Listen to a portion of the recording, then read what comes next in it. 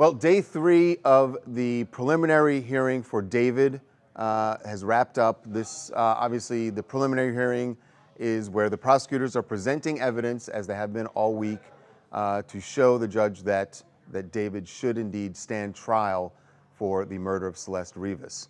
And the testimony today from several LAPD criminalists got into bloodstains, or to be more precise, possible bloodstains found within the house.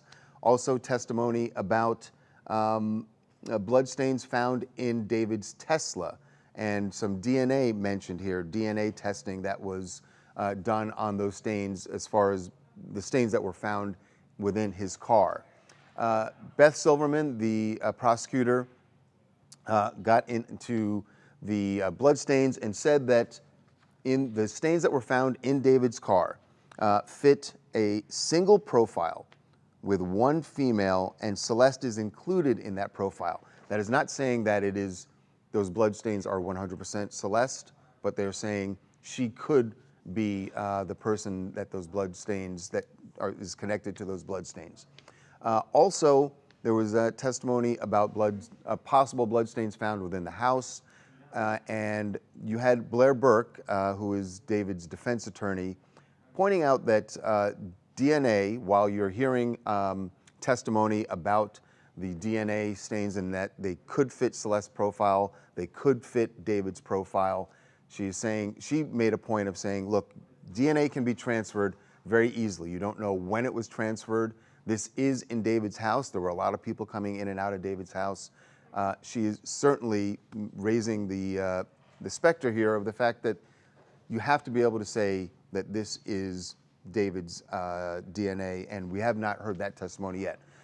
The other thing that happened is, as this testimony is going on about Celeste's body, about the clothing items that were found, they talked a lot about the pool liner that was the inflatable pool, and the shards of this inflatable pool that were found within Celeste's remains and also her clothing.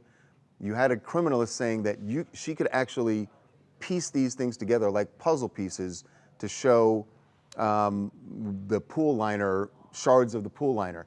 They did not say this, but what they seem to be setting up is that when Celeste was dismembered, it happened within this inflatable pool in the garage of David's home. This is all obviously very gruesome, as Celeste's family is there. There was a moment where Celeste's mother broke down. You can certainly understand that. She was very upset about some of this testimony.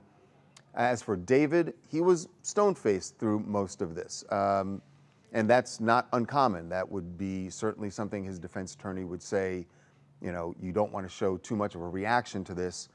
But this was a difficult day of testimony for Celeste's family to sit through, but their attorney told us that they want to be there. They need to show that they are fighting for justice for their daughter, and that's why they were there through all of this. Tomorrow, we think will be the last day of testimony in the preliminary hearing, and what you're going to hear more of this testimony from the prosecutors. They just need to convince the judge that David should be, that there's enough evidence for him to stand trial for Celeste's murder. We think that is clearly going to happen.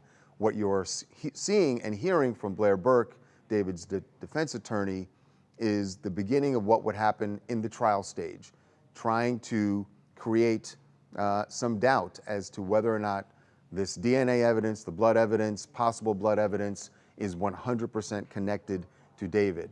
If we get to the trial stage, she just needs to create some doubt because, you know, that's what defense attorneys do in these cases. So she's starting to do that. We will see what happens in the next stage as we expect this to go to trial. But as we said, we fully expect that that David will be standing trial for the murder of Celeste Rivas.